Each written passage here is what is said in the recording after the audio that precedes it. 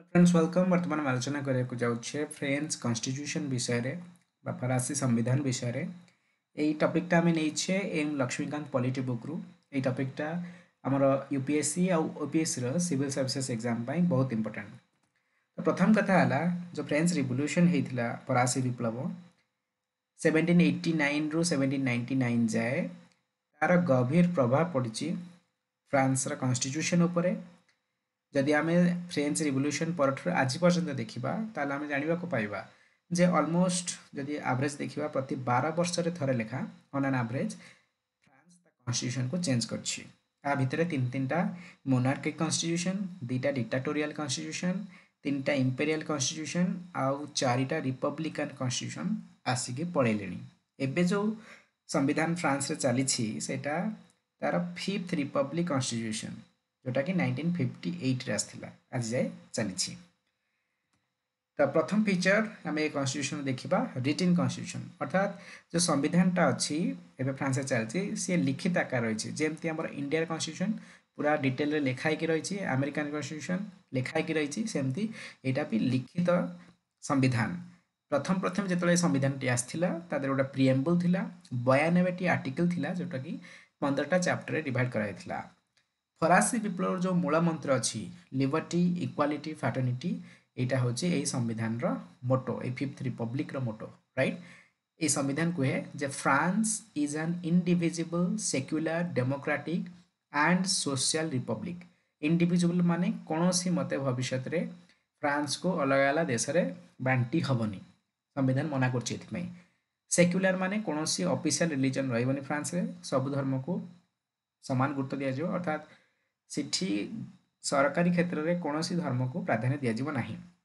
Democratic माने गणतंत्र लोक मान द्वारा शासन हम, सोशल माने सामाजिक जनमंगलकारी राष्ट्र भाव फ्रांस काम कर संविधान कौच फ्रांस रो। सेकेंड पॉइंट हूँ रिजिड कॉन्स्टिट्यूशन। रिजिड माने जोटा बहुत कठिन जहाँ बदलैया बहुत कष्ट राइट। अनलाइक ब्रिटिश कॉन्स्टिट्यूशन अर्थात ब्रिटेन रे संविधान को बदलैया बहुत सहज, पार्लियामेंट्री सिंपल मेजोरिटी को चेंज कर कौन सी संविधान प्रावधान को बदल हे। किंतु फ्रांस रे बदलैया संविधान बदलैया बहुत कष्ट राइट। जदि तुम पार्लियामेंट थ्रू रे संविधान बदलैया को चाहूच ताले उभय हाउस रे अर्थात आमर जमी लोकसभा राज्यसभा अच्छी भारतीय संसद रे सेमती फ्रांस रे भी लोअर हाउस अपर हाउस अच्छी। उभय हाउस रे 60% भोट सहित मेजोरिटी नेले जाइए तुम संविधान बदल पार। आ मैच्योर डेमोक्रेसीज रे फ्रांस भली यूरोपियन डेमोक्रेसीज अच्छा से गोटे पार्टी को 60% गोटे मत को 60% भोट मिलवा वेरी डिफिकल्ट राइट। आउ गोटे रास्ता भी अच्छी संविधान संशोधन करार सेटा हूँ जदि प्रेसिडेंट चाहिए ताले रेफरेंडम आणिक जनमत संग्रह आधार रे सिठी कॉन्स्टिट्यूशन रे चेंज करें। For example let suppose France एना यूरोपियन यूनियन अच्छी जदि राष्ट्रपति यही 60% भोट उभय हाउस रे आणिकी ये प्रावधान टाक हटई पार ना राष्ट्रपति कौन करेंगे ना गोटे रेफरेंडम आणवे लोक मैंने कहुए डायरेक्टली हाँ ना नाही रे भोट दियो। जदि संख्याधिक लोक कहले ना फ्रांस को बाहर अच्छी यूरोपियन यूनियन रू ताले फ्रांस बाहर जीव। तो ये दुईटा रास्ता अच्छी तो से गोटे रिजिड कॉन्स्टिट्यूशन कहुच्छी अर्थात संविधान को संशोधन करवा बहुत कष्ट राइट। देन इटे आउ गोटे कथा भी कहुच्छी there is no place for monarchy राजराजुर शासन पर कौन स्थान ना फ्रांस रे। थर्ड पॉइंट हूँ यूनिटारी कॉन्स्टिट्यूशन अर्थात सिटी सेंटर प्राधान्य अधिका लाइक इंडिया को देखा इंडिया रे केंद्र सरकार पाखे अर्थात सेंट्रल गवर्नमेंट पाखे किसी पावर रोचे, राज्य सरकार पाखे भी ठीक ठाक पावर रोचे जोटा कि आमर अलग अलग पॉलिटिकल पार्टीज केंद्र रे अलग पार्टी राज्य भी अलग पार्टी ठीक ठाक शासन कर राइट। अमेरिका कौन हो ना अमेरिका रे सेंट्रल गवर्नमेंट ठारू स्टेट गवर्नमेंट पाखे किसी मामला रे अधिका पावर हो बहुत पर्सनाली लॉ भी से माने केंद्र सरकार ठारू अलग लॉ भी से पास करें चालू करें यहाँ अमेरिका रे संभव। इंडिया रे कौन हो ना उभय पाखे किसी पावर रोचे कि सेंट्रल पावर टिके अधिका किंतु फ्रांस रे कौन ना सेंट्रल गवर्नमेंट ही सर्वेसर्वा प्रोविंशियल गवर्नमेंट अर्थात जो प्रादेशिक सरकार मान फ्रांस रे अच्छा पाखे ऑलमोस्ट किसी पावर नहीं राइट। तो से आगे कहला यूनिटारी कॉन्स्टिट्यूशन ओके अर्थात सेंट्रल आ लोकल गवर्नमेंट भितर पावर डिवीजन नहीं सबकिछि सेंट्रल गवर्नमेंट धरिकी बसछि राइट।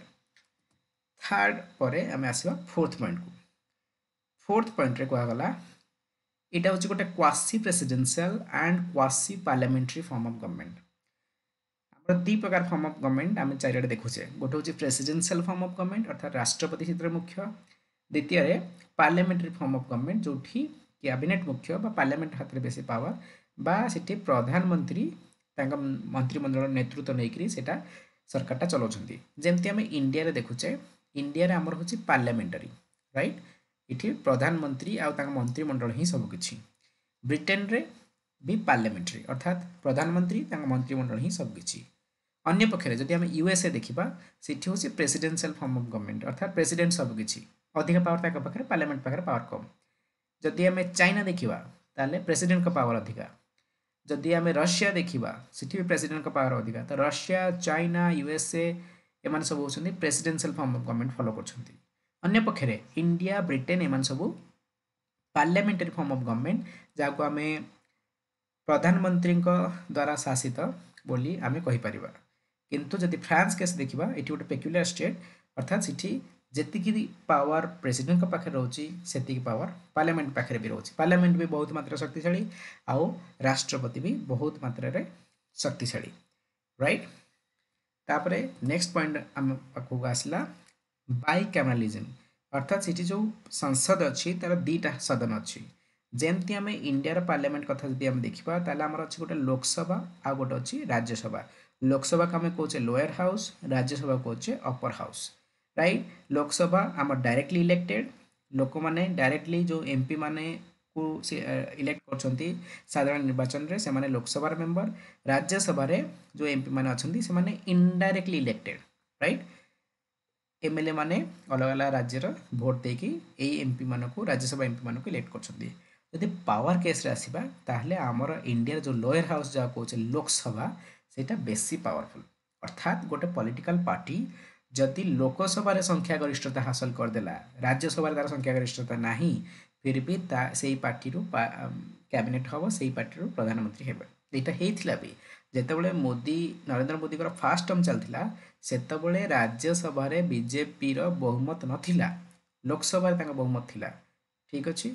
सेमती फ्रांस रे भी बाइकैमराल बाइ मीन्स टू दीटा तार सदन अच्छी।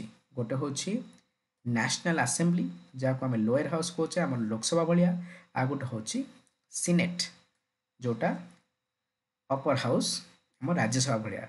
ऑब्वियसली आमर जमी लोकसभा पाखे बेसी पावर अच्छी सेमती नेशनल असेंबली पाखे अधिका पावर अच्छी कारण यहाँ लोक मान द्वारा डायरेक्टली इलेक्टेड एमपी मान द्वारा गठित राइट। जमती आम राज्यसभा इनडायरेक्टली इलेक्टेड एमपीज मान अच्छा सेमती फ्रांस सीनेट रे इनडायरेक्टली इलेक्टेड एमपी मान अच्छा राइट। आमर नेशनल असेंबली रोची फ्रांस 577 मेंबर्स आउ सीनेट रे रोचंती 348 मेंबर्स राइट।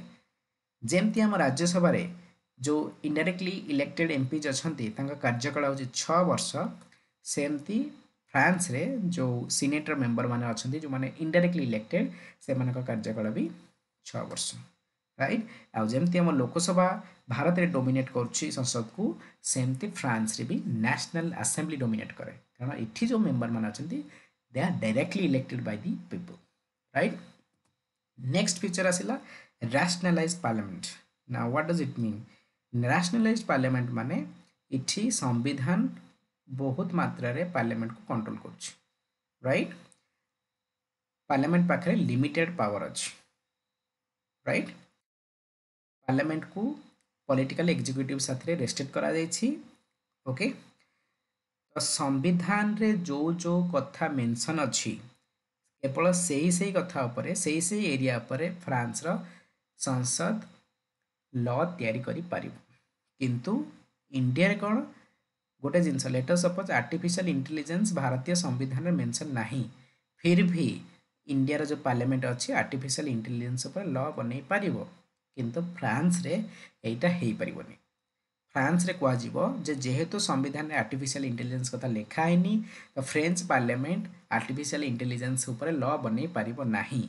जदि लॉ बनै को अच्छी ताहले संविधान को संशोधन करिया पड़िबो, आमेंड करिया पड़िबो आमे किसी समय पूर्व आलोचना करथिले जे फ्रांस रे संविधान संशोधन करबा केते कष्टकर काम आइदर उभय हाउस रे 60% मेजोरिटी सहित आस नहले रेफरेंडम आण राइट तो से कहगला फ्रांस रे कौन अच्छी रैशनलाइज पार्लियामेंट अर्थात पार्लियामेंट रो पावर को बहुत मात्रा कंट्रोल करा जायछि by the constitution then next point को आसीबा हमर कॉन्स्टिट्यूशनल काउंसिल अर्थात पार्लियामेंट फ्रांस रे अच्छी लॉ तैयारी करिया पाई लॉ तैयारी कला देन हमर एग्जीक्यूटिव अच्छी लॉ को परिचालना करिया पाई राइट ये दी जन संविधान दायरा भितर रही काम कर संविधान को मानिक काम कर एक कथा देखिबो कि ना कॉन्स्टिट्यूशनल काउंसिल आदि केते जन मेंबर रहिबे 9 जन मेंबर केते वर्ष पई 9 वर्ष पई 9 वर्ष पई 9 जन मेंबर बसिकरी डिसाइड करिवे जे एग्जीक्यूटिव जो डिसीजन नउची सेटा संविधान अनुसार नउची कि नहीं पार्लियामेंट जो लॉ गुरा पास करिया चाहूची से संविधान अनुसार से लॉ गुरा ठीक ठाक अछि कि नहीं हमर एग्जैक्टली से सिस्टम नुह कि टिके अलग है गोटे सिस्टम अच्छी गोटे डक्ट्रिन अच्छी जहाँ कहुए बेसिक स्ट्रक्चर डक्ट्रिन राइट इठी कौन करे ना supreme court let suppose parliament गोटे लॉ पास है कि गोटे से लॉ ना केस करदेला जे एटा इनडिस्क्रिमिनेट करुछि तो सुप्रीम कोर्ट देखिबो जे आमर संविधान किसी बेसिक स्ट्रक्चर अच्छी जमी सेक्युलरिज्म रूल ऑफ लॉ यही सब को ये भायोलेट कर जदि violate करुच्ची supreme court a law टाक अमान्य घोषणा करदेव कि एग्जीक्यूटिव को डिसीजन को अमान्य घोषणा करदेव तो जमती आम बेसिक स्ट्रक्चर डक्ट्रिन अच्छी सुप्रीम कोर्ट द्वारा सेमती फ्रांस रे अच्छी कॉन्स्टिट्यूशनल काउंसिल किंतु आमर बेसिक स्ट्रक्चर डक्ट्रिन टा बहुत पावरफुल कारण निजे सुप्रीम कोर्ट यहाँ कहूँ समस्ते मानवा बाध्य लॉटा अमान्य हो सुप्रीम कोर्ट चाहिए जदि सी संविधान को फॉलो करी तैयारी न होईछि अन्य पक्षरे जो कॉन्स्टिट्यूशनल काउंसिल अच्छी फ्रांस रे सी केवल एडवाइस करि सी एग्जीक्यूटिव कह जे बाबुरे धनरे तो यही लॉटा तुम यही कामटा करने चाहूच यहाँ संविधान विरोधी तो आम तुम उपदेश दौचु तुमको उपदेश दौचु यहाँ यही कामटा करनी सेमती पार्लियामेंट को भी उपदेश ही दे पार किंतु तार उपदेशटा तार जो एडवाइसटा बाइंडिंग नुह अर्थात पार्लियामेंट कथा मानने को बाध्य नुह कि एग्जीक्यूटिव भी कथा मानने को बाध्य नुह सो ये थिले यहाँ हूँ रेकग्निशन ऑफ पॉलिटिकल पार्टीज आम इंडिया रे जमती पॉलिटिकल पार्टी को रेकग्नाइज करा जायछि आ कुआ जायछि जे पॉलिटिकल पार्टी आमर इलेक्टोरल पॉलिटिर इनसेपरेबल पार्ट अर्थात पॉलिटिकल पार्टी को बाद देकरी आमे राजनीतिर कल्पना मध्य करि परिबानी इंडिया रे सेमती फ्रांस रे भी मान्यता अछि जे पॉलिटिकल पार्टीज डेमोक्रेसी बहुत बहुत इंपोर्टेंट राइट ताछला एटा भी